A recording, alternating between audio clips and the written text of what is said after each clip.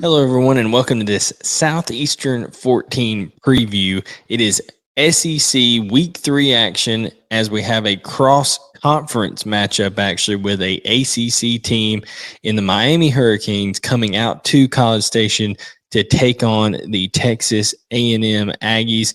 This is Southeastern 14. I'm Blaine Gilmer.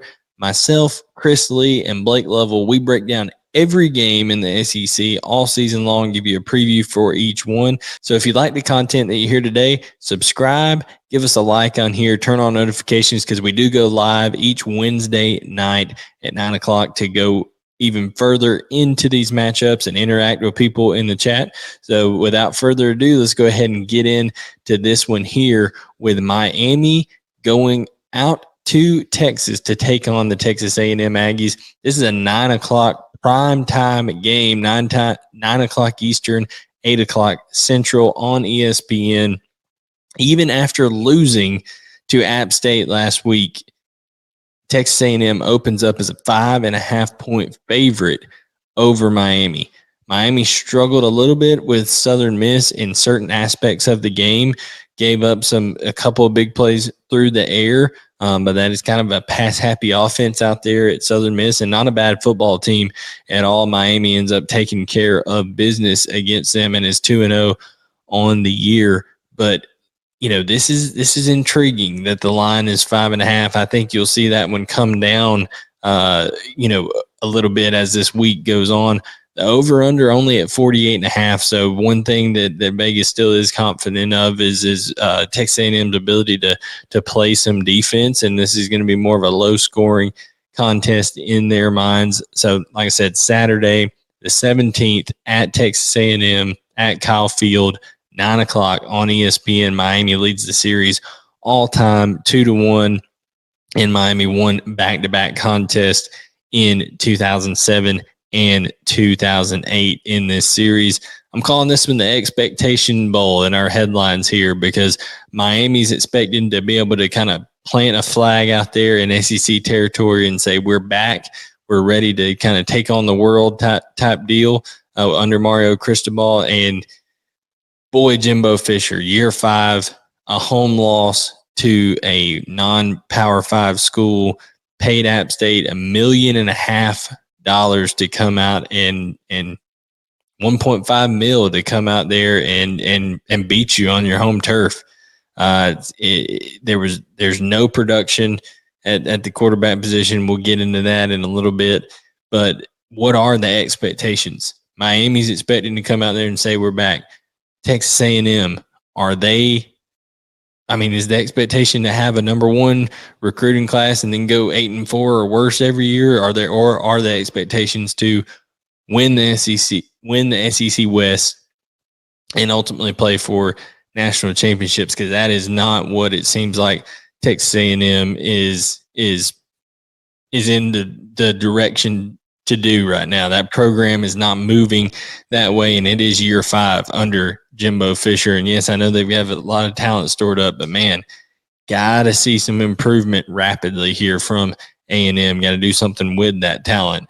And it's not like he hadn't been accumulating it for years. Tyler Van Dyke versus a very good Aggie defense. It's going to be an interesting matchup there. And then Anias and A-Chain. Can Anias Smith and Devon A-Chain do enough to really help spark a lackluster Texas A&M offense to this point in the year? Key players, you see them right here. Who is going to be Texas A&M's quarterback? Haynes King has been abysmal through 2 games. Didn't even pass for 100 yards in this last game against App State. Had a wide open slant pattern for a touchdown, threw it behind the receiver. Believe it was Anias Smith. He would have bumped his head on the goalpost, threw it behind him, threw picks against Sam Houston State. Could have been as many as 4 picks, as bad as his coverage reads were on that. Just throwing into coverage, making way too many mistakes. So Haynes King, who knows, as of this recording, there's been no announcement. So we're recording this on a Sunday evening. and trying to get you guys this preview early. So wouldn't be surprised to see Max Johnson ends up being the guy.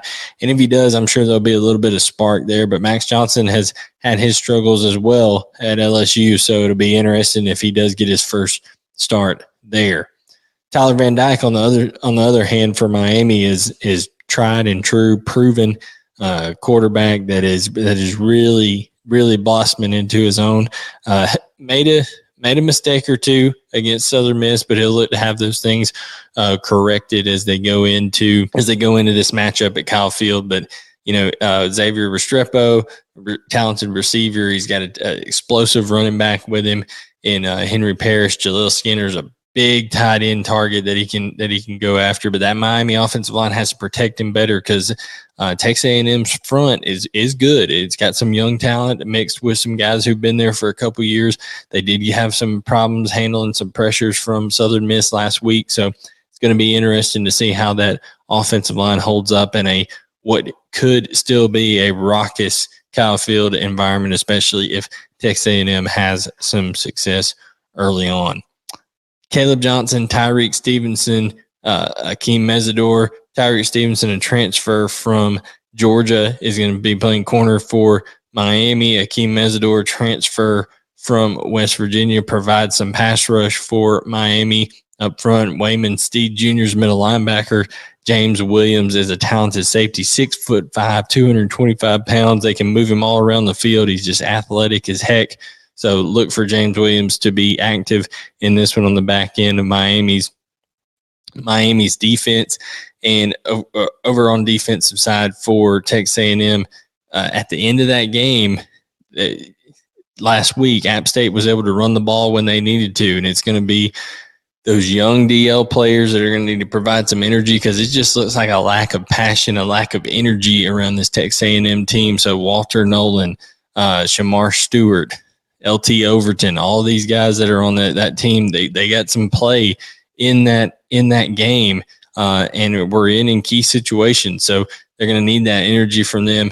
Everybody knows what they have on the back end with Antonio Johnson, Chris Russell Jr., Shamar Turner is a talented defensive end up front. They can do some things, and Edgerrin Cooper at the linebacker position. But overall, the Texas A&M defense has not been the problem. It's going to be, can they connect with Evan Stewart and Yule Keith Brown, who are explosive targets? Can they get them the ball down the field? Can Anaya Smith and Devon A-Chain be used creatively enough? Because you just see a lack of creativity, a lack of execution on that Texas A&M offense. Kind of shocked that they're a 5.5-point favorite coming into this one. I like the Miami Hurricanes. I think Mario Cristobal is going to have his team in a better mindset than Jimbo Fisher. It's going to be very hard for Jimbo Fisher to kind of reel everything back in after that loss to App State, especially with everything floating around of, the things in the offseason with Nick Saban saying, well, everybody on the team was bought, things like that. And a lot of these big personalities, 4- and 5-star guys that meet some adversity really for the first time in their football lives, and how will they respond?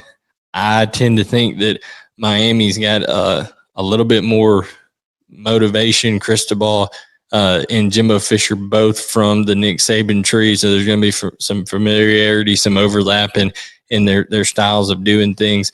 I think that Tyler Van Dyke really makes a difference in this one. And also, I think that Miami's DBs are going to create problems for whichever quarterback plays on the back behind center for Texas A&M.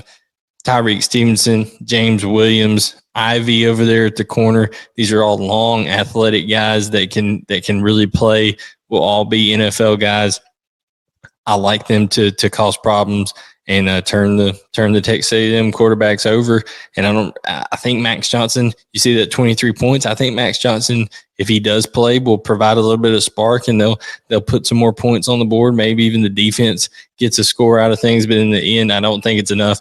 Give me Miami to win this one and obviously cover that spread. So like I said, for Chris Lee and Blake Lovell, I'm Blaine Gilmer here on Southeastern 14's YouTube channel. You can go to the southeastern14.com website, follow on Twitter using @14 Southeastern, and we hope that you will check in with us not only on this kind of content, but on our live shows, 9 o'clock Wednesday night. I'll be live checking people out here in the chat, interacting with you, and going more in depth on all these games. So for Southeastern 14, I'm Blaine Gilmer, and we'll catch you next time.